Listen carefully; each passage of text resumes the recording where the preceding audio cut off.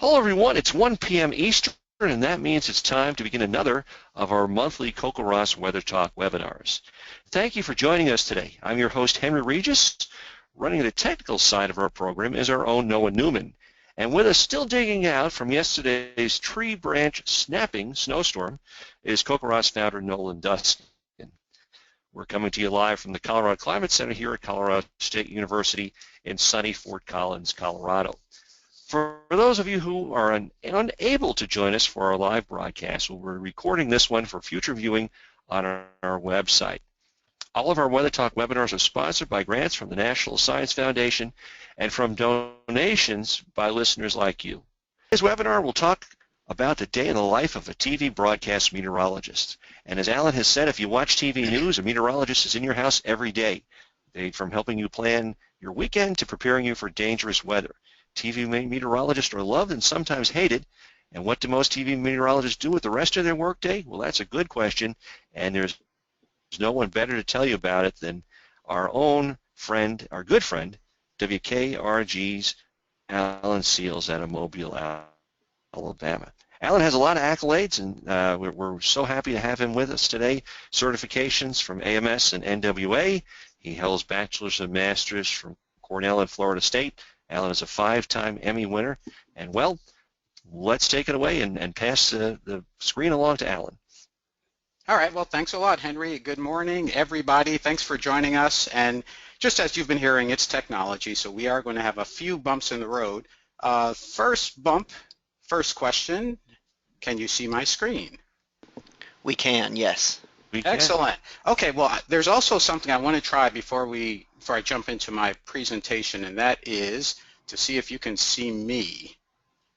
Let me know. Hey, that looks like me. Can you see that? Yes, we can. All right, fantastic. Okay. Hey. All right. Hi, Al. Well, excellent. So, good to see you all, and welcome for joining in. Now, I am a broadcast meteorologist. It's been my career basically for the last 29 years. When I was in high school, I decided I wanted to get into TV broadcasting, not just as a news person and not just be a research meteorologist, but to become a broadcast meteorologist, which to me is a really cool job. It's a unique job. It's also a strange job because it's one of the few jobs where you go to work and people look at you. And the other thing that's really strange about it, for me, for nearly the last 3 decades, what I do, I can never go home and turn on the TV and watch myself do it because the news is always live, and it's a nice challenge. When I was a kid, 3rd grade through high school, I played trumpet growing up, which I had fun. I wasn't really good at it, but I learned a lot of lessons about music, about cycles, and when you talk about cycles in music, you talk about cycles in the jet stream, and sound waves are just like the jet stream wave. And also, the thing about music is it taught me as a trumpet player that you're part of a group, which would be the same as a news team, and then when the red light comes on, it's my solo. And literally, when I do the weather, it is a solo. I'm not really sure exactly what I'm going to say until I start talking. All right, so I'm going to try here now to get to my PowerPoint presentation. And, that's not the one I want to do. I want to do this one, just to give people an idea of what I do. Now, I always like to start off with the big picture of TV stations, and everyone, at least in my generation, everyone watched TV. Now it's all going to a smaller screen, which is your laptop, your tablet, your cell phone. But TV, in terms of weather, still plays a big role, mainly for alerting people when there is emergency weather. So that's my station in Mobile, Alabama, right off of Interstate 10. We used to have a helicopter, and I used to love to fly with the pilot. I'm not a pilot, but I still always love to get up into the air and feel the currents and look down and look at the clouds. And we are a TV station, which means we show TV. We have that big tower out there. Now, you think of TV, you think of news trucks, news people, and these trucks. Just to give you some sense of the TV profession, it is not cheap. Each of those we call them microwave trucks because they have the pole that goes straight up in the air. And once the pole goes up, we can do a live broadcast using a microwave signal. Each of those trucks costs $250,000. Pretty expensive. Now, that's Brad Gunther. He's one of our photojournalists, and he's sitting on the back of a Jeep, and you probably know a Jeep, depending on how it's outfitted, may run $25,000 to $30,000.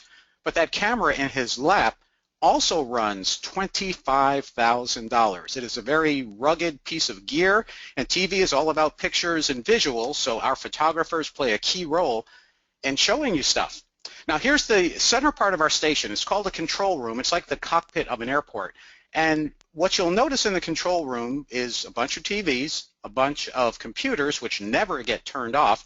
You'll also notice 5 chairs and no one sitting in them. Now the truth is there's really just one person who works in the control room now. He was out on a break when I took this picture, but the message is technology has replaced a lot of jobs that people used to do.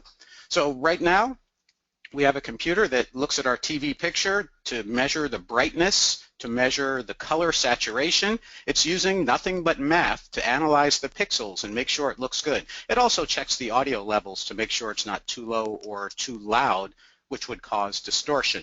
But here is the most important computer that we use and the most important one that all TV stations use, pretty much. It's the one that plays the commercials. And people forget that TV stations, at least most of the all commercial TV stations are in the business of showing commercials, and that's how we can afford to get those $250,000 trucks and afford to pay salaries and all the gear that we use. Lots of rooms in our building are filled with old videotapes. We have tapes going back to the 1970s, and lots of you know in the early 2000s we kind of switched over to DVD for archives, and then flash drive and hard drive and servers. So TV has evolved rapidly, but it still takes a lot of gear, specialized gear, to actually get the TV signal out. And to me it's amazing that I could stand in the studio by myself and there are 250,000 people watching me all around the Gulf Coast. So in this room, this is the central part of the station where all the computers, video, audio are all routed together. They go into processors, distribution amplifiers, all sorts of stuff, so we can actually get that signal out in the air. And we have a staff of 4 full-time engineers whose job it is to make sure that all of these computers are running, working, and installed, and that all of those miles and miles of wires are properly labeled. Okay, so newsroom. Here's the part that's more closely related to what I do. A typical TV newsroom, in this room you're seeing producers, anchors, reporters, news managers, some photographers, and everybody works as a team to put the news on. My part, you'll see 3 or 4 people on the air on TV, but behind the scenes there are another 20 to 30 at least that help us get the job done. These folks sitting at computers are editing video. The photographers come back to the station, they transfer the video clips via flash drive or USB port. So same technology you use at home, which includes smartphones and also digital, or I should say cell phone live capability. So here's a young lady editing video. Amber is one of our photographers. Photographers, reporters, anchors, all of us are cross-trained to do multiple jobs. All right, so now, my job. Notice where I work. It's in the studio. Notice where I sit. I'm back in the corner. That's our new studio, which looks pretty good on camera, but the weather office is pretty tiny. It's not bad for just one person, but when we have the whole weather team there, we are working literally one on top of each other, struggling to find space. In the foreground, those are our main news anchors, Mel Showers and Roseanne Haven. And you may know that news anchors, when they deliver the news, they're actually reading words on a screen called a teleprompter. The teleprompter is right over the camera. So they look at the camera, but they're reading. You may also notice as you look at these 2 cameras, they are robotic, as in there's no one behind them. So it was about 8 to 10 years ago that when a lot of TV stations made the digital transition, that we got gear that and allowed us or forced us to lay off literally a lot of people. So our staff went down by about 25 to 30%, meaning those of us who stay, we work 25 to 30% harder. Well, that's me, that's my job, and the good thing is I love what I do. It's a combination of science, performing, art, definitely meteorology, and I'm the chief meteorologist, which means all of those computers you see behind me, I'm in charge of maintaining them, keeping them running. I'm in charge of the weather office operations, deciding what we need to do, who's going to work what shift. And the computers we use, they're just a couple of weather companies, weather vendor companies that sell the computer. So as you travel around the United States, you're pretty much looking at the same hardware from station to station. Our particular system, any one of those computers you're looking at, the computer itself, it might be $5,000, $6,000, $7,000, maybe $10,000, but the software that is very specialized for what we do, you pay license fees of $10,000 to $20,000 to $30,000. So it is very expensive because it is very particular to what we do. On the right side, that's our main computer that people will see on air when we're on TV. The upper left screen, that's the computer that will run the words across the bottom of your TV screen when you're watching. So if we have a tornado watch, a tornado warning, as soon as the National Weather Service puts that bulletin out, the words will automatically move on the bottom of the screen. On the upper right, that's a computer that sends information to our website. The lower right is a computer that gave me some problems last night. So in the day of the life of a meteorologist, typically I go to work at 2 o'clock in the afternoon.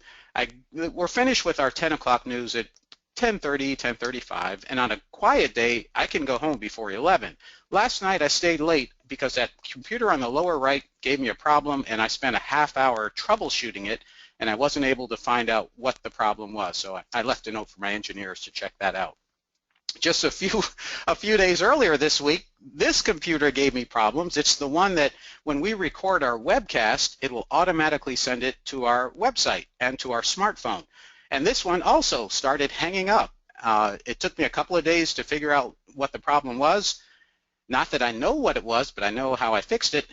I rebooted the computer. Sometimes it's as simple as that because all these computers are networked together, and if one hiccups, sometimes the other one will hiccup too. So just imagine at home you may have 1, 2, maybe 3 computers. I'm in charge of 13 or 14. All right, so this computer, it's running a weather app that you can buy. It's called Weather Message, and what Weather Message does is it receives all National Weather Service bulletins related to emergencies, whether it's flash floods, severe weather, tornadoes, hurricanes. It also receives the other forecast information, but the priority is for emergency managers or for meteorologists who need emergency information. Once you buy the software, which I believe it's still under $100, it gets data from the internet. It's free for you. On the lower right, it has a map that will plot whatever you want it to plot. And then one thing that's really good about the computer is I can program it to send text pages to me and the rest of the weather team, depending on what type of weather bulletin is issued. We do have a rooftop weather station, a Davis Vantage Pro 2, which is great because we don't have windows in the studio. So that's one of my windows to outside to see what's going on. We just recently got it on CWOP, Citizens Weather Observing Program, I believe it is. So we are, let's see, EW8738. So you'll see that popping up sooner or later. All right, so behind the weather office, this is where the CPUs are, and there are actually another 5 computers back there. And look at that spaghetti tangle of wires. I actually can trace every single one of the wires. Now, our engineers connected them. They did a really good job of labeling them. But last night, I ended up having to squeeze all the way through here to get to this second to last computer, and I had to work in that narrow area. And people tease me. When they meet me, they say, "You're so skinny." And I say, yes, I am. Even though TV makes you think everything is big, but being skinny is a good thing because that means I can get back there. All right, so in the background, my cell phone is just alerting me that we've got a tornado watch issued now for my area. So in the day of the life of a meteorologist, we're multitasking. The tornado watch goes until 7. It covers Mobile, Baldwin counties, Monroe County, and the rest of my news area. And I'll talk a little bit more about that later. But what it means is basically I'm going to have a long day at work. So I've already started my day. I wake up typically 10 o'clock. First thing I do is look out the window. And then I get on the computer and start looking at all this information, which primarily comes from NOAA. It's different weather observations, satellite information, radar information, information about what's going on in the winds aloft, the air up above the ground to figure out which way the wind is blowing and the potential for tornadoes. And then computer projections, digital predictions of where the weather is going. I also am constantly looking. Let me back up for a second. All of this you can look at. It's all online. That's been one of the major changes in the profession of meteorology, is that what used to be very specific to broadcasters is now public domain. You can see all of this. Not that it'll make a lot of sense. But I also, when we look for data, use any weather mesonet or network we can get our hands on. So there's a local one called Chile, which is from the University of South Alabama.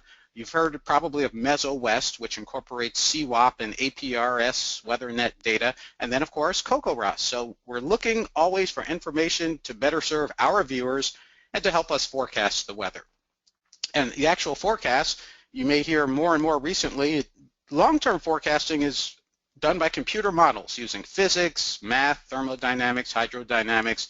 And to me, when I look at an image like this, it's a puzzle. And each quadrant tells me something different about the future. Not that it's correct, but the projection gives me a clue as to what sort of weather could be coming up. And at this point in my career, so much of what I do in forecasting is pattern recognition. But before I do that, I look out the window. People forget it's one of the most basic things you've got to do. Not only is weather fascinating and the changes in our sky, not only are those fascinating, but all of it gives you an idea of what's happening. All right, so that's my text pager, also giving me, I'm reading this now, same information that my cell phone just got, so that's that tornado watch. I'm not overly concerned for two reasons. One is my weather team is capable, and two of the team members are at work right now. And in fact, as I'm talking to you, I'm going to turn on the TV just to see what they're doing, because that's my job as a chief meteorologist, to make sure we're all doing the same thing and giving the same message. So this is a forecast sheet. Once we make the forecast, we write it down, and that way the next person on shift will see what we were thinking. And when we update the forecast, which reality forces us to update it, we try not to dramatically deviate from the previous forecast. And you look at, this is an old one, but you look at the numbers on the bottom, the chance of rain or the rain coverage. We get a lot of questions about what that number means. Depending on where you live, your local broadcaster may refer to the percentage as a coverage area, or they may refer to it as a probability, as in a 20% chance would be a 1 in 5 chance. Personally, I use rain coverage because we get rain every day in the summer without a doubt, and it's just a matter of what percentage of my news area gets rained on. So before we go on TV, a few things I put on. In the lower center part of the screen is a microphone, a wireless microphone. That allows me to walk around the building and still be heard. So once I clip that on my tie, I am super careful about what I say. If I go in the restroom, I turn it off, because you never know who's listening and you don't want to be embarrassed, or you don't want to embarrass anyone else. In the upper left, that box, and both of these boxes get clipped on the back of my belt. This box is a receiver, a radio receiver that lets me hear instructions from my producer as I'm talking. The earpiece gets stuck into my ear. And that's pretty common also for news broadcasting. As I deliver the weather, which typically in the evening is 2 minutes, 30 seconds, 150 seconds, someone is talking to me, but they're not supposed to say much. They're supposed to say 1, as in 1 minute, 30, as in 30 seconds, 15. They'll say wrap, which means finish up. They'll say stretch, which means slow down. So I'm listening to information as I'm talking without reading a script to people who live in 10,000 square miles, which is 13 counties, about the next 7 days. So that's my job. And then on the right side of the picture, that's the remote control. It's always in my hand. Most people don't notice. 8 buttons, but we only use about 2 or 3 on any given day. So that's what controls my weather maps. Oh, one other important thing people may not know, you have to wear makeup. So let me answer these questions before you ask. No, I do not like wearing makeup. No, I do not wear lipstick or mascara. And no, I'm not wearing makeup right now. The news anchors prepare at this makeup counter, and now that TV is high definition and the news anchors get a lot of close-ups, many of them wear spray-on liquid makeup. Literally, it's a spray gun, just like airbrushing a t-shirt. I just wear plain old pressed powder, which all it does is keep my skin from being too shiny. TV is weird because we try to project the image of being perfect, but the reality is no one is perfect. And in my job, I'd rather have a perfect forecast than to look perfect. And there's my pager again. This one is, okay, same tornado watch just issued for Jackson County, Mississippi. All right, so during the newscast, there's a control room. And in the control room, these two people are doing the job of what 7 people used to do 10 years ago. In other words, all of those computers have replaced many, many people. The gentleman on the left is the director. He's sort of like the conductor of a symphony. He controls what you see, what you hear, when my name is on the screen, when the box is over the anchor's shoulder. The woman on the right is the producer, and she's the one who decided what you were going to see, and she shared the instructions with him so that he can execute the instructions. And then finally, this is it. This is my job. I point at green walls, which is super weird. Again, I've been doing TV now for almost 30 years, and when I was an undergrad at Cornell, I got my first introduction to green screen, which we call chroma key. And it's called chroma key because you pick one color, one chroma, and you key it out. You delete it. A computer will delete the color green and then replace it with any other video source. So behind me, you see remote terminals to the same ones that we have in the studio. And I can see myself, as you may have noticed on the right side. When I look straight ahead at the camera is behind this box, behind that mirror. So when I look straight ahead, I see myself. However, when I point to the right, I see myself pointing to the left. So it's a little backward there. I have a TV on my right and a TV on my left and in front of me where I can see what you see. But the reality is, when I do the weather, I'm basically knowing where I should be pointing, which is like walking through your house with the lights off. You're so used to it, you don't think about it. And it truly is strange to point at nothing while you're not reading a script, while someone's talking to you about weather that's changing that no one truly knows. So it takes a lot of, not to pat myself on the back, but it takes a lot of skill and talent to do all that and not get flustered and not get nervous. So from behind the scenes, this is what it looks like. We have these bright lights shining right in our faces. Again, that's to make us look pretty and handsome and all of that stuff, which we're all good-looking people, I guess, but we're all normal, average people. So already I've started my day. Again, I wake up at 10, look out the window, and then I go on the computer and start reading my email to see what has happened at the station, to see if there's anything important I need to know.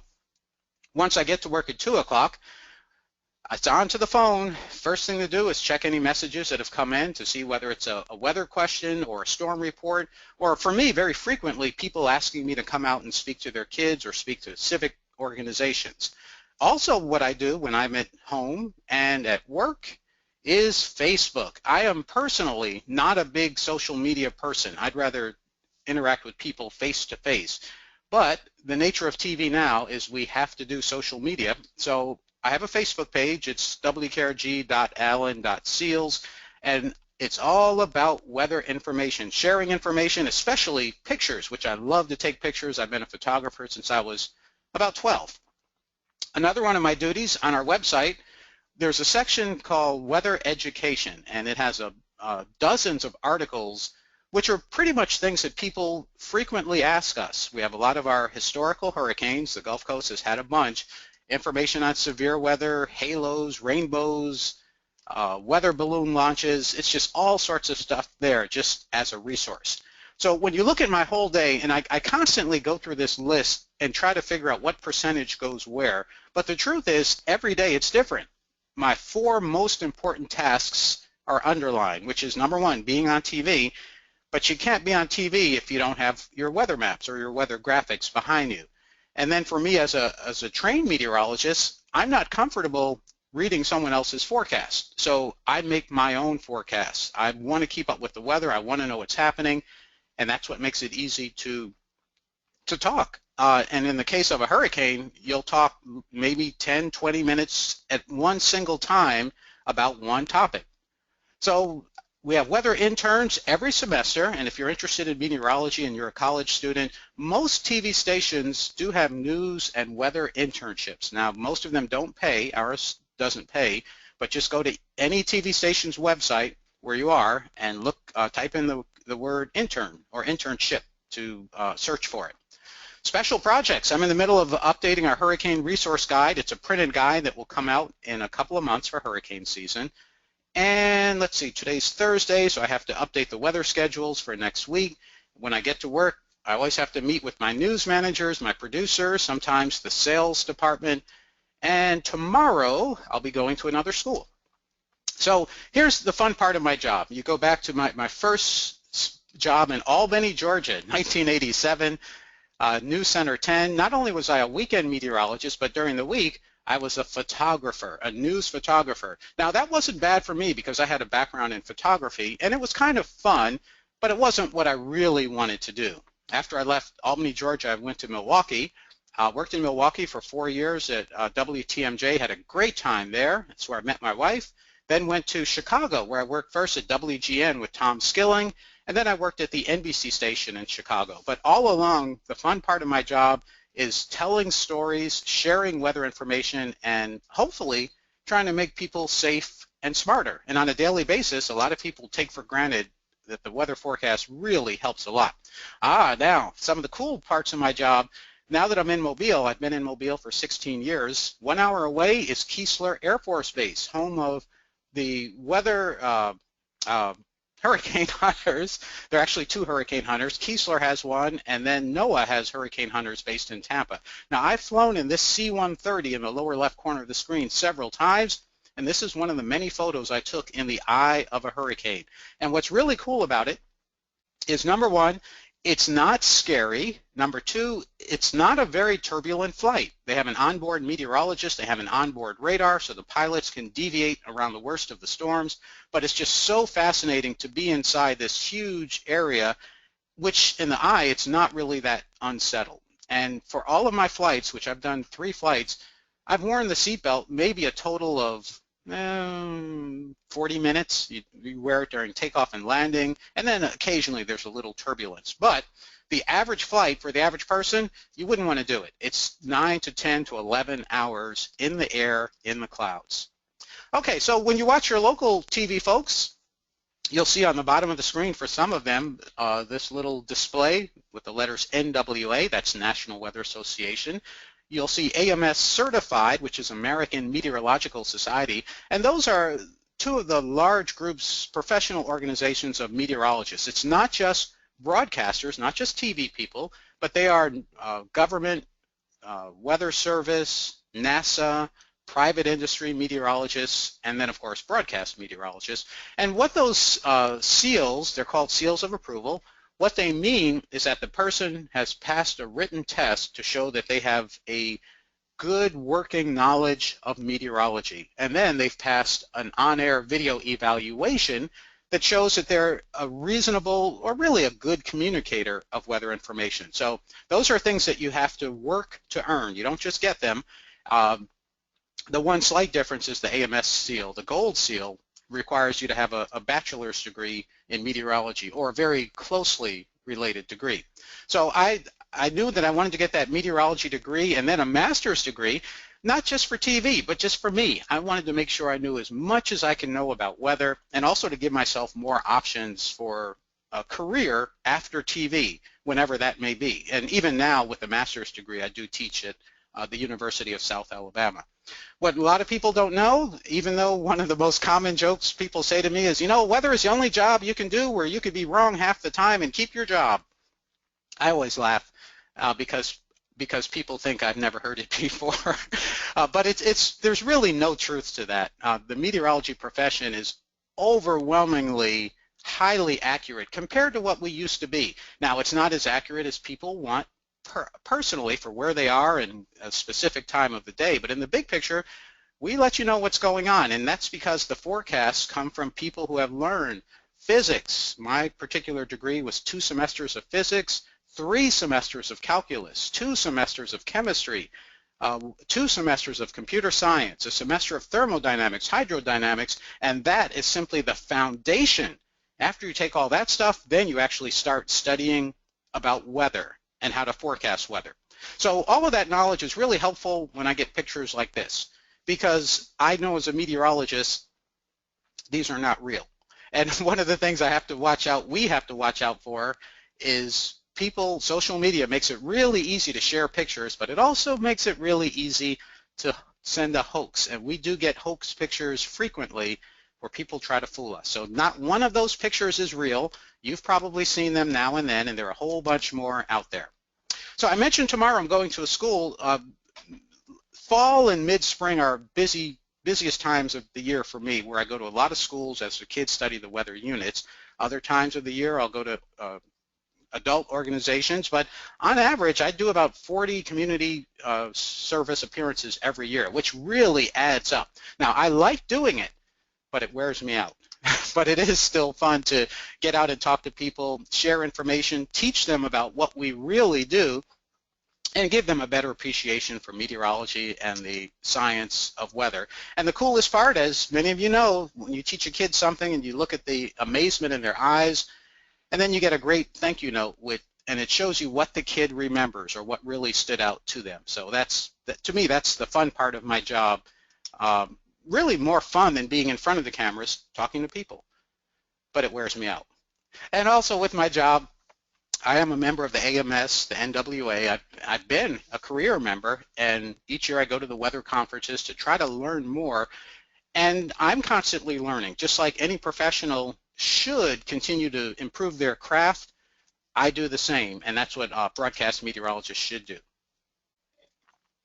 I also, like any business, try to keep up with what's going on in TV, all the big changes between digital, satellite, cable, cell phones, because all of it does directly impact what I do and how I will do what I do in 5 years or 10 years.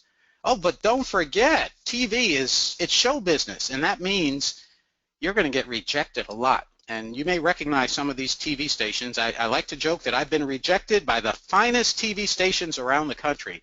And that's because being on TV is very subjective. It's not, for meteorologists, it's not about just having the best forecast. It's really about communication first. You have to be an excellent communicator of weather.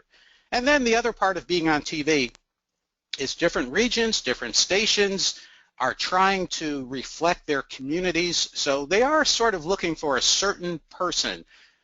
And honestly, in some businesses, you would call it discrimination, but in TV, that is a reality of trying to reflect the communities that we broadcast to. So all the places I was rejected from, I don't take it personally. In fact, some of these rejections, I later worked at those stations. But that's life, and it is a business. I have an agent to help me with my job and future job searches. I have a contract with my TV station. My TV station provides coaches to me and the rest of the news people for makeup. They provide coaches for clothing, and they provide coaches for performance. So there are a lot of things we do. It's not just forecasting the weather. It's about being also sort of a weather performer. So here's just a quick summary of all the things that you would need if you want to be a meteorologist. And all of it I said, but look at number 7. Plan on a starting salary around $20,000. Now that's even with a bachelor's degree. If you go to school and study meteorology, your first job on TV is likely to be in a very small community, and the salaries are largely proportional to the size of the community. So it's not unusual right now for college graduates going into TV broadcasting to start off making $18,000, $19,000, $20,000, maybe in the low 20s, but that's very typical. It's unfortunate, but as you move to larger markets, your salary will quickly increase to something more reasonable. But TV, again, it's showbiz first, and you think of the stereotype of a struggling actor waiting tables. It's very similar for TV news. You start low, and then you work high. But if you're like me, if you love what you do and it's fun, the salary is not that big or not that bad of a deal. So that's sort of the overview. That's my version of what I do every day. And what I'm going to do now, let's see if I can stop my PowerPoint here, get out of there. I'm going to take a quick detour because I need to check the radar.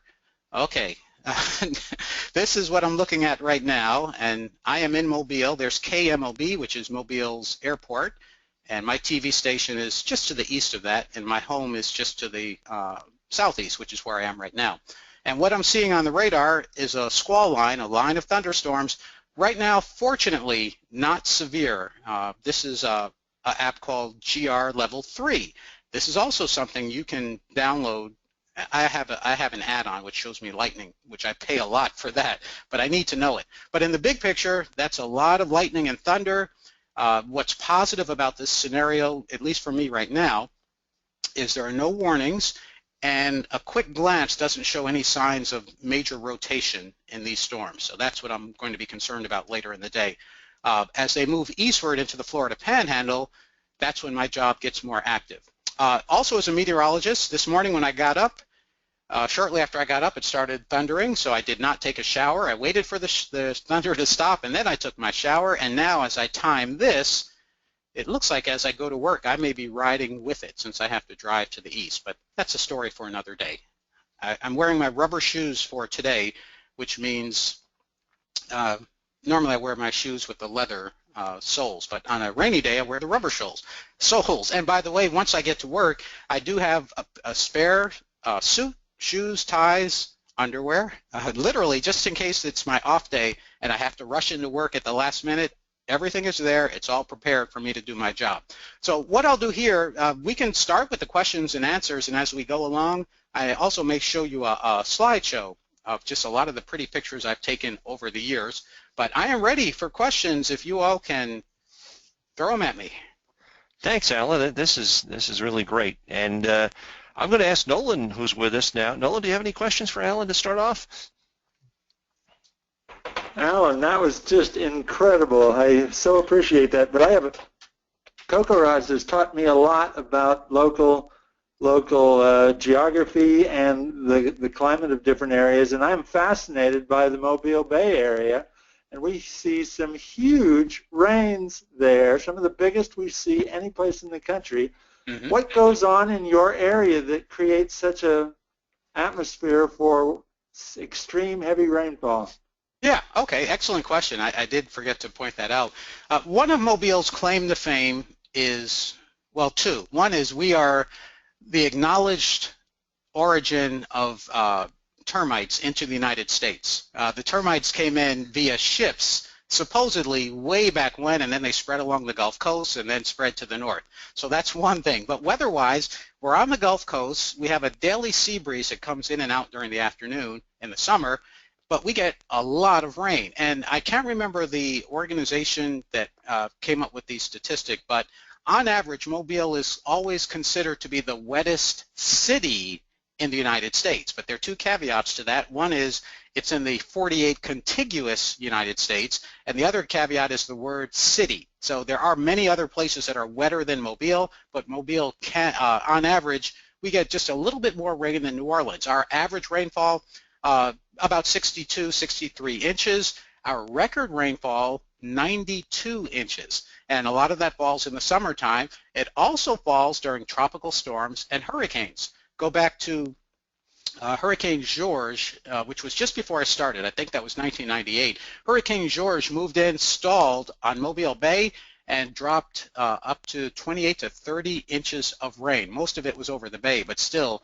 that's a lot of rain over the course of several days. Now, our heavy rains, today, for example, we've got a squall line. We've been getting them basically once a week, just in a very typical springtime pattern. But once we hit the summer, you may know the sea breeze is when the wind from the Gulf of Mexico blows inland, and it sends the clouds inland easily 20, 30 miles, which just happens to be where Mobile's airport is. And that's the point where the rain will move in. It will many times kind of stall and then rain out right there, right along the Interstate 10 corridor. That's probably one of the reasons why we and even New Orleans pick up such a heavy rainfall amount, because of exactly where the rain gauge is located. I can say today's a day where on average we'll see an inch, maybe 2 inches of rain, but locally some spots will get 4 to 5 just from either thunderstorms moving over the same spot or thunderstorms that sit in place and drop a whole bunch of rain.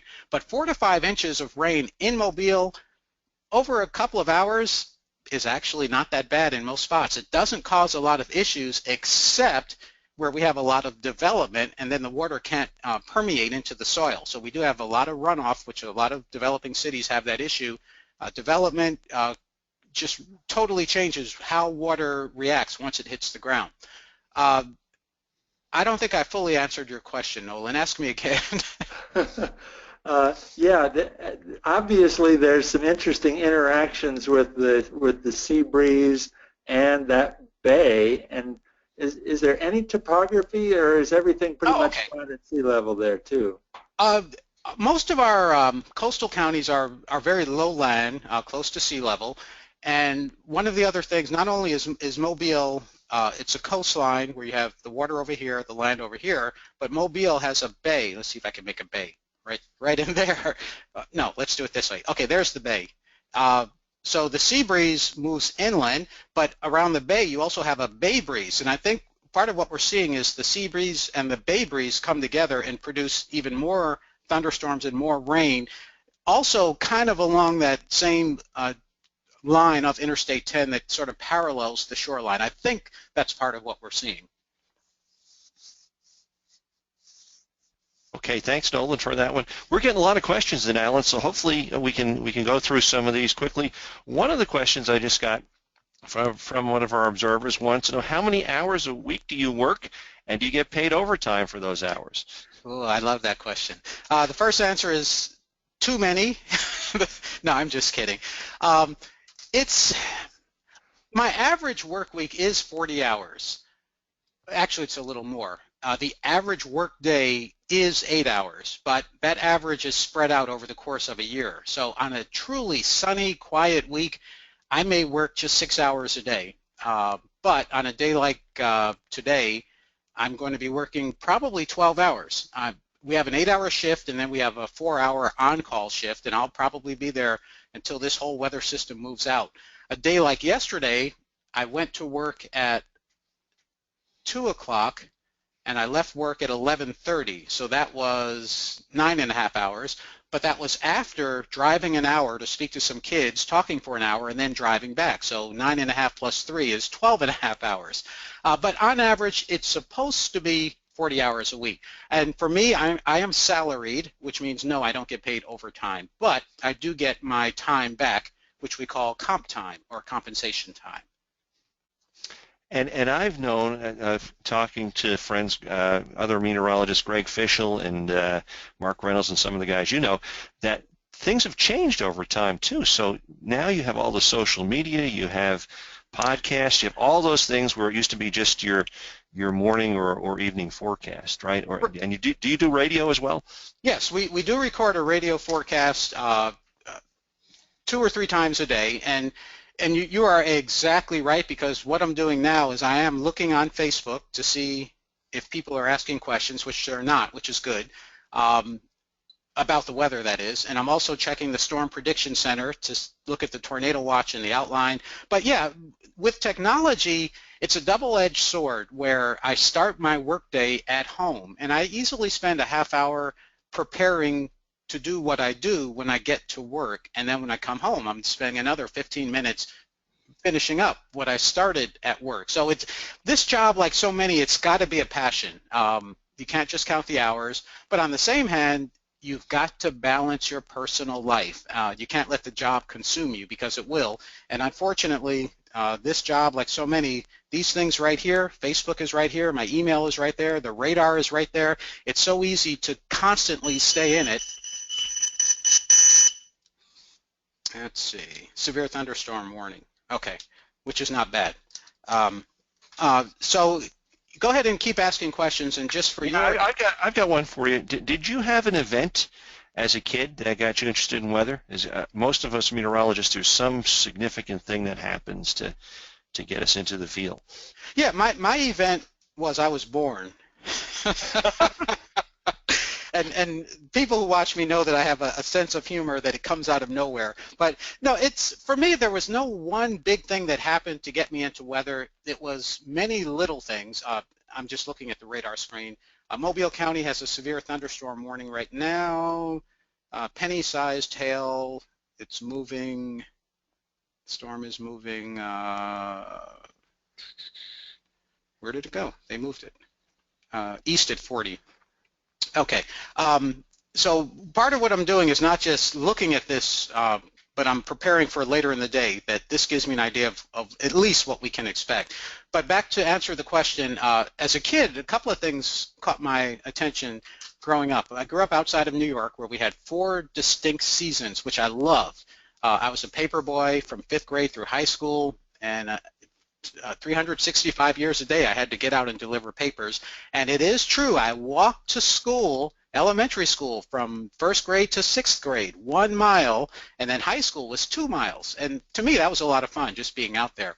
But little things that got me interested in weather, each morning my mother would assign for me to tell her what the temperature was. We had a thermometer right outside the kitchen window. The thermometer was on the north side of the house. And I noticed that in the summer, the thermometer would jump up from sunrise to 8 or 9 in the morning. The temperature would jump up quickly. It would show 80 degrees. And I pretty much quickly learned that if the sun directly hits the thermometer, as it would in the summer, it gives you a false reading. Couple other little things. As a kid, probably second or third grade, I was out one evening in the backyard playing in the snow. It was dark, and I saw lightning and heard thunder, and that was thunder snow. And it scared me because I didn't expect it to happen, but it just fascinated me at the same time that you can get lightning when it's cold. Later on, a few years later, I saw hail, and that amazed me, just trying to contemplate how could you have ice falling from the sky when it's 80 degrees outside. And of course, I know the answer is way up there. It's below freezing. So it was a lot of those little things just that sort of simmered with me through high school, and I never really considered meteorology as a profession until 11th grade. Up until then, I wanted to be a professional musician, but I wasn't good enough, so I knew that wasn't going to work. And one of the other things in third grade, my teacher, Mrs. Costello, had a little project where we all just simply went outside, laid in the grass, and looked up at the clouds and tried to figure out what shapes the clouds represented. And it was at that point where I wondered, how is it possible that a cloud can float? And to this day, it's an amazing concept. Clouds are water vapor, and you think of water in a glass, like this water here, which I need to drink. Water is pretty heavy, but when the sun and the heat evaporates it, it goes up into the air. It still weighs the same amount. And a day like today here in Mobile will be amazing because we will have tons and tons and tons of water falling out of the sky. But back to that point in third grade, to me it was so fascinating that clouds just literally, they stay up there, they all have the same lower base, and they come in different shapes and colors. So to me that was a whole lot of fun. And speaking of that, while you give me more questions, I'll go ahead and start this other slideshow, which is a lot of my weather photography. You know, growing up in the New York area, I was there too. I remember Frank Field and Tex Antoine, were those guys on, I guess, when you were... Yeah, and what was interesting for me is, even though I was interested in weather, I had no interest in TV news. So I knew who they were, but I didn't really watch them growing up. But to me, weather broadcasting was just a natural combination of my love for performing, speaking, and then just the fascination with weather. So I had a really good opportunity to talk with Mr. G, Irv Jakovsky, at CBS when I was in high school. Yep. Yep. Okay, well, let's get some of the questions that are coming. Is it okay? I mean, you're busy right now. Can you stay on, or do we need to? I can stay on until two things happen, or one thing. Okay. Until I lose electricity. Yeah, because the storm is probably going to hit my house in about 20, 30 minutes. But actually, usually we're pretty good about not losing. We'll try to get these done in less than half an hour. We got a lot of questions coming in, so let's go ahead and take one. What city that if you've worked in has provided the greatest forecast challenge? Larry wants to know. Every single one. And every single city I've worked in, people say the same thing. They say, our weather is the weirdest weather in the world. If you don't like it, just wait a minute and it will change. The big challenge here on the Gulf Coast is daily thunderstorms. How many, how long they'll last, where will they be? When I worked in Chicago and in Milwaukee, the huge challenge was lake effect snow, where you can have a sunny day, a northwest wind, and then in the middle of the winter, if that wind shifts out of the northeast, you wind up with 5 inches of snow right along the shoreline. So that was definitely a big challenge. But yeah, everywhere I've worked, I would rate the challenges equal. They're just in different areas of forecasting. Okay, here's one from Keith, and Keith is in Silver Hill, Alabama. I think that's not... Yes, I know Keith. You know where that is? Yes, he's one of our weather observers. Oh, good. Well, his question is, when there's threatening weather in your area, who makes the decision to break into regular programming to provide live on-air warnings? Yes, great question. At the moment, I do, or the meteorologist does. Whoever is working the weather shift, it's up to them to use their best judgment as to whether it's a situation that truly could be life-threatening. Now, ultimately, our managers make the decision. They set the guidelines, and that goes for any station around the country. The management will set the guidelines, and then you're allowed to, at least for us, we can implement it anytime we want without having to get approval. And that, boy, that is one of the most difficult parts of my job, where tonight we have March Madness basketball, and we may have severe weather. So already I am contemplating the number of people who will be upset, number one, that we have a map on the screen with words, and then number two, that I might have to interrupt the program to tell other people that they're in danger. And as a broadcaster, we talk, as I mentioned, we talk to an area of 10,000 square miles. So a lot of times it could be sunny in one area, but the threat of a tornado in the other. And it's tough technology where we have to tell everyone. We're not able to just break in and tell a few people. A common comment I get from that, though, is people say, well, why don't you just break in, tell us, and then go back to the program? And I always ask people, if there were a tornado going to your house or your mother's house, is that what you really want us to do? And then usually there's no response. Yeah, I can see that. Hey, here we go. Here's another question. Tricia wants to know, what are career options for someone who doesn't want to be on TV as a meteorologist? Great question. There are a lot more than who are on TV. I'm trying to remember the statistics. In the United States, if you search for Occupational Outlook Handbook, it's a U.S. government publication, Occupational Outlook Handbook. It lists all the occupations, working conditions, salaries, hours for all professions in the country. Most meteorologists are not on TV. For TV, I think it's somewhere between 1,200, 1,500, I think, TV broadcasters, which, by the way, out of that number, only about half, a little more than half, are actually degreed meteorologists. Now, elsewhere in the United States, there are easily another 5,000 to 8,000 meteorologists. Most of them, the single largest employer is NOAA, which includes the National Weather Service, Storm Prediction Center, the different river forecasting branches. Also, let me stop that there. NASA is also another large, sorry about that. NASA is also another large employer of meteorologists. Academia, teaching, college professors, researchers. Some of the interesting, there are a lot of private weather forecasting companies which do what's called forensic meteorologists. So let's say, for example, you were involved in a car accident on a wet street, and you claim that it was because the street was wet and the other driver didn't have his lights on and the visibility was low.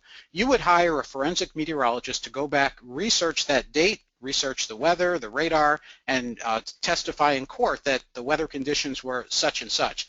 That's a huge industry, not just for individuals, but for businesses. There are many private weather forecasting companies that do forecasts for large farm conglomerates. They forecast for large chain stores. It's no coincidence that when you walk into a big box store that the products right up front are often related to the weather. The clothing will change with the season, and the season, of course, when we hit spring and fall and winter, that's all kind of forecasted by a meteorologist. One of the things that people don't think about is forecasting for funeral homes. If the ground is frozen solid in northern Minnesota, you can't dig the graves. And if the ground is soggy in Louisiana, where you dig the grave and it fills with water, you can't put the body in it. Federal Express has their own staff of meteorologists who forecast just for their airplanes. So it's a huge profession that touches everything. All the offshore oil rigs and gas rigs on the Gulf Coast, they have meteorologists who will forecast for them. So just about anything you can think of, NASCAR, PGA, all of these things that occur outdoors and with travel, weather plays a big role. Somebody is making that forecast. You know, Alan, I guess one thing to think about for someone going to broadcast meteorology is that you get recognized a lot when you go out. So what is that like to, you know, if you go somewhere, do you have a lot of people coming up to you, or can you kind of be anonymous? I guess you go to different parts of the country, but in your local market, that must be a challenge sometimes. It is a challenge. That's another double-edged sword where it's the greatest thing to me for people to walk up to me and say, nice to meet you, I like watching you, you do a great job, or you spoke at my school when I was a little kid. All of that is positive. It's really positive to walk into a room and people just smile because they're pleased to meet you. On the other side, it slows you down. You can't just go into a grocery store and buy something. People do want to stop and talk. They do want to ask you weather questions, which is always fun. They want to know so much about you, your age, where you go to church, who you're married to, what kind of car you drive. And then sometimes you get people who are unrealistic or just plain rude, and you have to kind of just take it and not react to them the way an average person would react. So it's positive, and it's more than anything, it's embarrassing. It's no exaggeration that I've gone to funerals where I've gotten more attention than the guy in the box, and that's extremely embarrassing. Hey, here's another question coming in here from John. And John wants to know, he's always wondered where the broadcast format of news followed by weather followed by sports, or where'd that begin? Do you have any information on that? I don't know where it began, but I do know, for better or worse, the question gets at a bigger point, and the point is most TV stations follow the exact same format. Part of that is we're afraid to deviate. It's a really interesting science of when the news starts versus when we go to the commercial, and we don't want to go to the commercial before the other station does, because if we do, you might turn the channel and then watch them and then forget to come back to us. And that, when I say we, I mean any TV station. But no, I don't know the origin, but yes, we do kind of follow the same formats. My station is owned by a company called Media General, which last year merged with a small company called Lynn TV, and this year we are going to be bought by Nexstar TV. So it's a lot of companies, not a lot, but it's a couple dozen TV companies that own dozens of TV stations. And to me, what's also funny is when I travel and I see other of my sister stations around the country and I hear the theme music I'm used to hearing, it's like, oh, I'm supposed to be on TV, because that's sort of my cue to go to the weather wall. Okay, here's a question, and this is one from William. Wants to know, how long does it take a new forecaster to both feel and appear comfortable working without a script on live TV? So did that take a while to, you're not reading something, you're kind of ad-libbing up there and so forth? Yeah, excellent question. Going back to my personal case, when I was at Cornell, my first introduction to live TV was at Ithaca College, which was across the valley in Ithaca.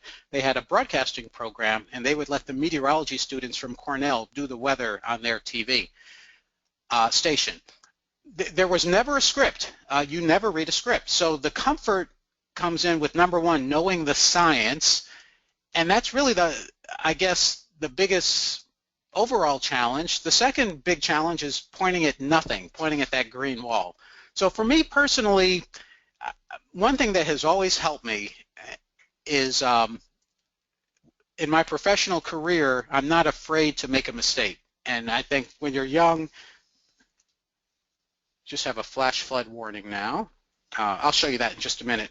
But when you're young, in any career, you're always unsettled, you're nervous because you don't know if you know what you should know. But once you get to that point where you're confident and you realize you're a human being and you will make missteps, you will point out the wrong thing, you'll call the wrong city, or you'll mispronounce something, it doesn't take that long if you're really passionate about doing what you're doing. So a year, that's my best answer. That was a long answer to a short question. Okay. Jerry writes, he wants to know, why is the green wall better than a real map? Okay. Yep. I guess if you're old enough, you remember real maps up there at one time.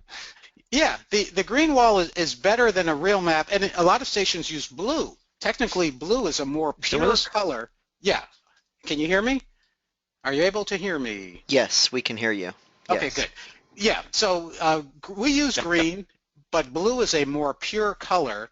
The reason we use green is blue is a very common color, especially in men's clothing, and still the majority of TV broadcasters are men.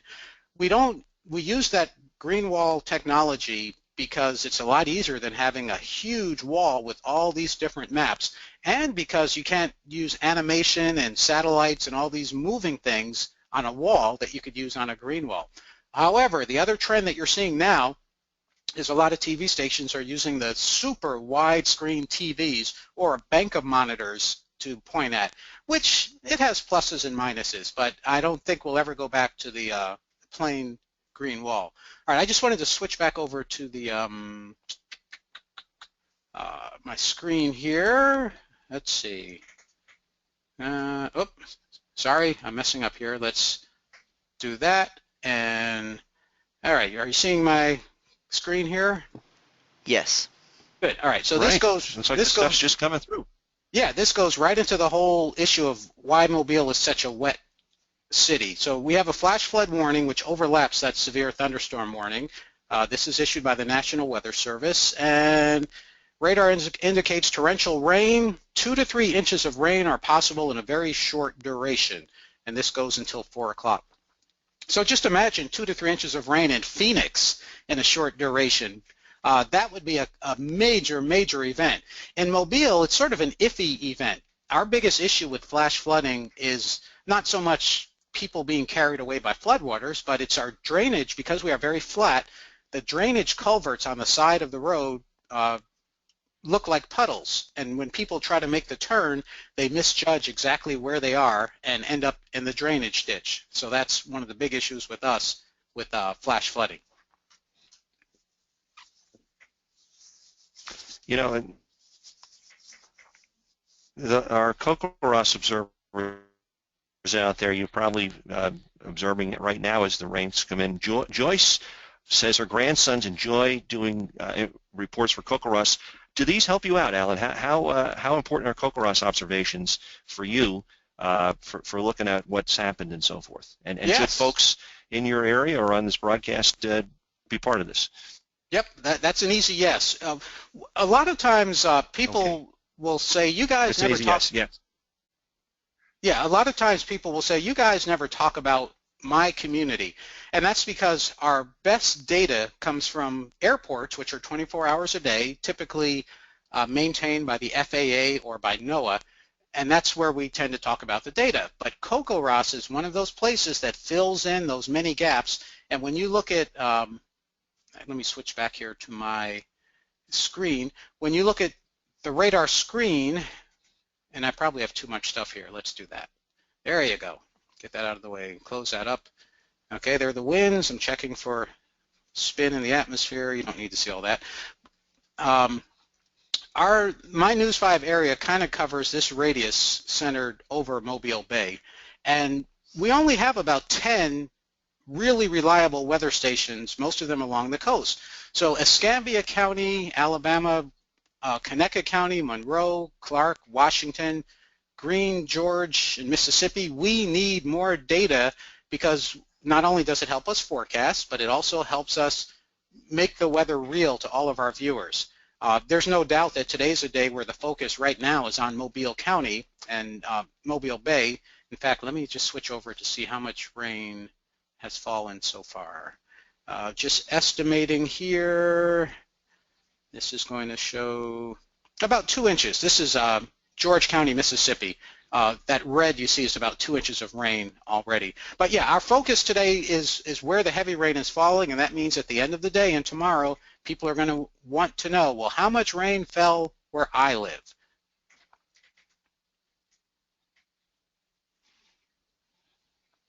And that's a great reason to have a gauge in your backyard so you can tell. And again, it varies street by street almost in these storms. Yeah, and I should add, and not only does it help me as a broadcaster, it helps the whole weather community, because when we see a thunderstorm on radar, what we never really know is what exactly is happening on the ground. The radar can estimate what's falling from the sky, but it doesn't estimate, it doesn't truly measure the accumulations. But the CoCoRaHS network and all the other meso networks give more data to allow researchers to verify their computer models, which helps to improve forecasting. So it's not just for that, what was the rain amount, it's something that helps everyone in the long run.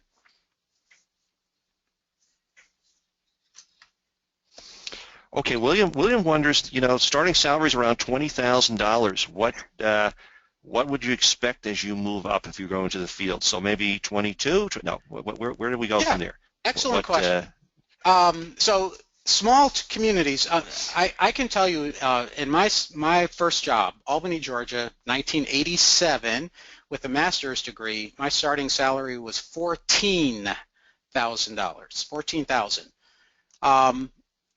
Now, I'm not going to tell you the rest of my salaries, but I'll tell you that when I moved to Milwaukee, in a city like Milwaukee, typically at that point you would have made $30,000. So basically you double your salary just from going from a very tiny community to a medium-sized community. If you take that same, and that's as the number 3 person, not the chief, not the morning person, but the weekend person. If you take a weekend person in a city the size of St. Louis, I'm just taking a guess based on averages here, a weekend person in that market should be making $50,000, somewhere up there. And then when you get into the top, New York, Los Angeles, which are union markets, your minimum salaries are $80,000, $90,000. So they do go up, but so does the cost of living. But yep, you start small, and as you move to a bigger market, your salary will increase if you're good enough to last through it, if it works for you. Okay, Mike in Door County, Wisconsin wants to know how much do you rely on weather spotters and amateur radio? Is that helpful in your studio? On a regular basis, fortunately as in we don't need to, we don't use them very much. Because of technology, but when I was back in Wisconsin in the late 1980s, yes, weather spotters, big deal. Ham radio wasn't such a big deal there at the time. For us, it's been over 10 years since we've had a major hurricane. When the next one comes, ham radio will be a big deal because I'm not confident that our communications infrastructure, meaning cell towers, I'm not confident that they will work as well as people expect them to work. We've gotten rid of the copper phone lines. So on a daily basis, not a lot of human spotters. Not that we don't need them and want them. People do report information on Facebook, which is really good. And one tip for you, wherever you are, when you make a weather report to your local forecaster, don't send it as a message, send it as a post, because when you post it, everybody can see it. And if you message it, only that person can see it, and then they have to share it. So it just takes away the middleman. Carla just wrote in about that last question you had mentioned about the broadcaster salaries. When they're low, do you still get a stipend for wardrobe? So she was wondering if they provide any of that stuff. It all depends. For me, no. I did not have any wardrobe allowance until I got to Mobile. But yeah, each station has a different package, and you literally negotiate your contract where you sit down and you say, here's what I want, and the station says, here's what we're willing to give you. And then you have to find a happy ground. So you can try to negotiate for one. And some of the small markets, the news people or the news station may have a agreement or a contract with one of the local clothing stores. And in that case, you might get clothing through there. But in general, you don't really get a lot when you're starting out.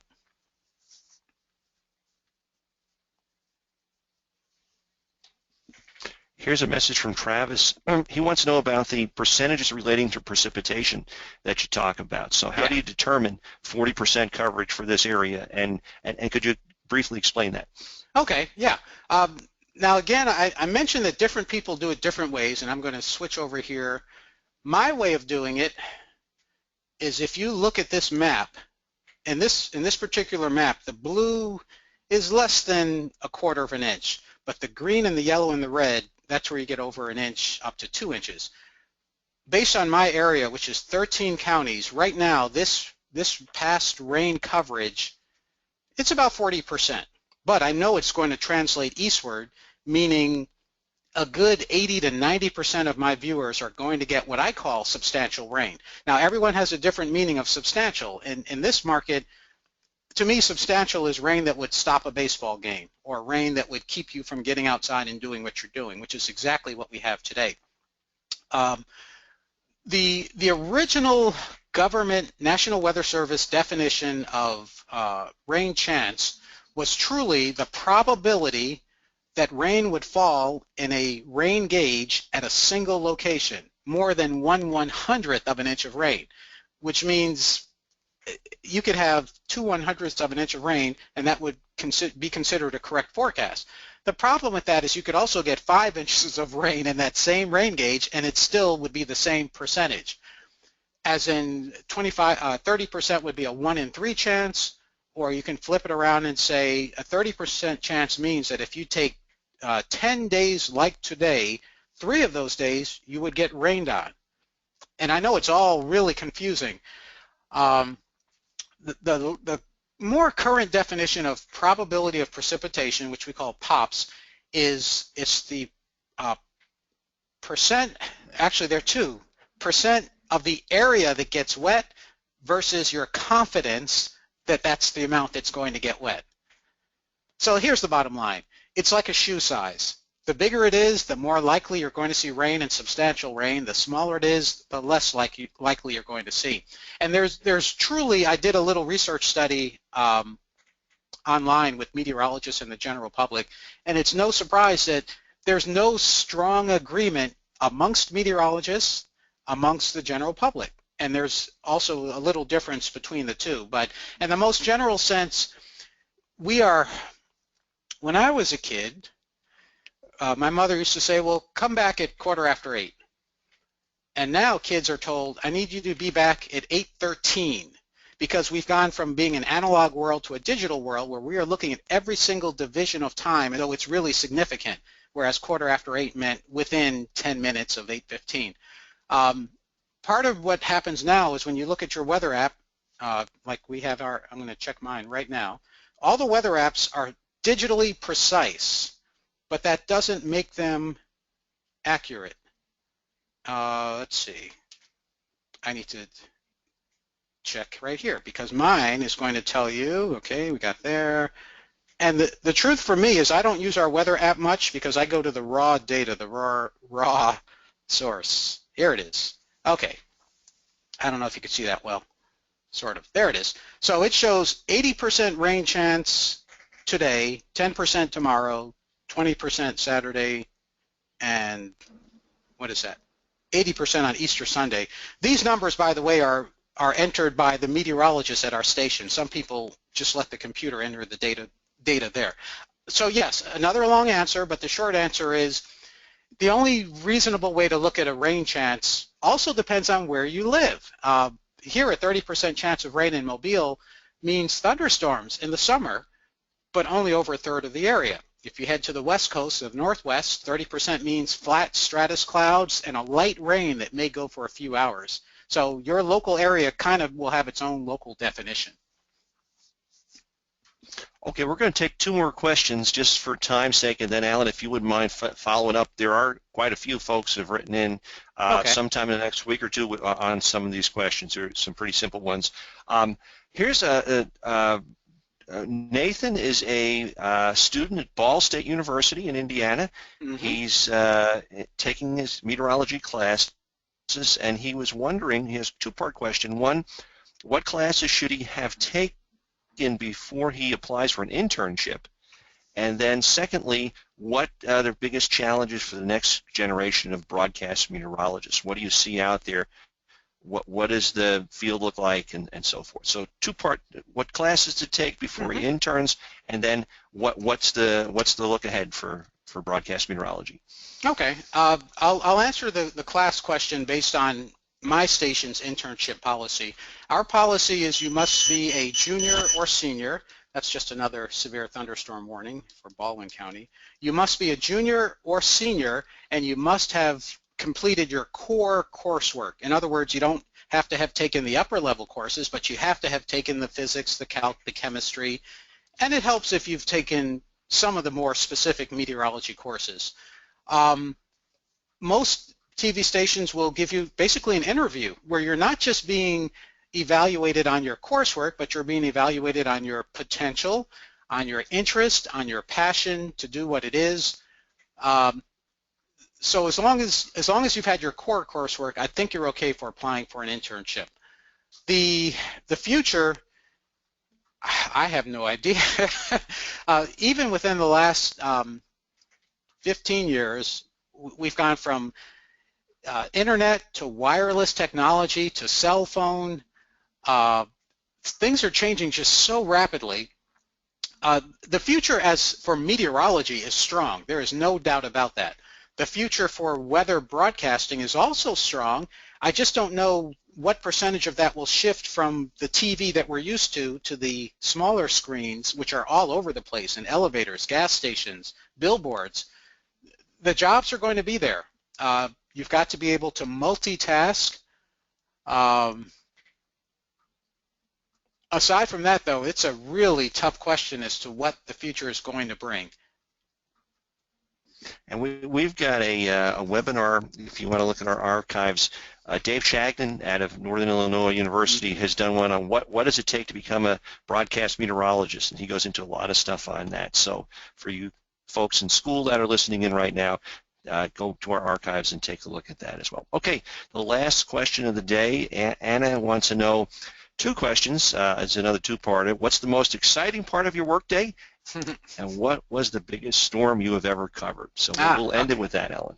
Yeah, the most exciting part of my workday, a regular workday, it's being on TV. And don't get me wrong, it's not me saying, hey, look at me, I'm on TV. It's just me saying, hey, I've got weather information to share. I think you're going to find this interesting because it's interesting to me.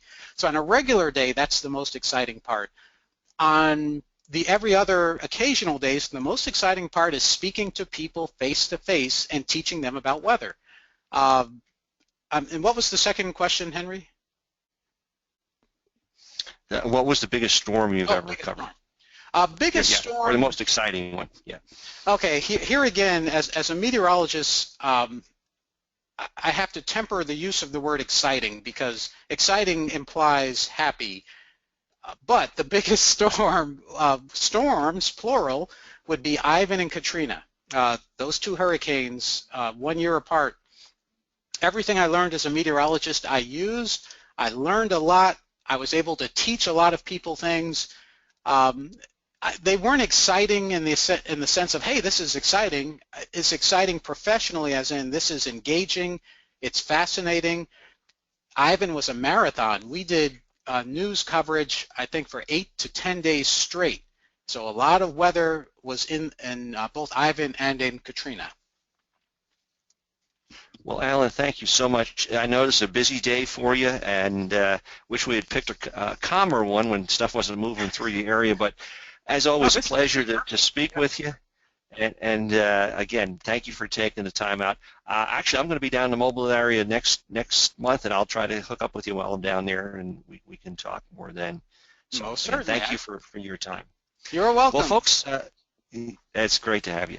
Folks, I want you to mark your calendars and join us almost a month from today on April 21st. It's a Thursday. We'll begin our first of our 6-part climate series where we look at various climates throughout the region, climate regions throughout the United States. And for our first one, Mike Timlin from the Midwest Regional Climate Center will talk about the weather and climate of the Midwestern United States. So that one will be coming up. Finally, when signing off today, please take the survey that'll pop up on your screen. And again, great to have you with us. So until next time, this is Henry Regis for the rest of the CoCoRaHS team saying goodbye for now and have a great afternoon. Thanks for being with us. Bye.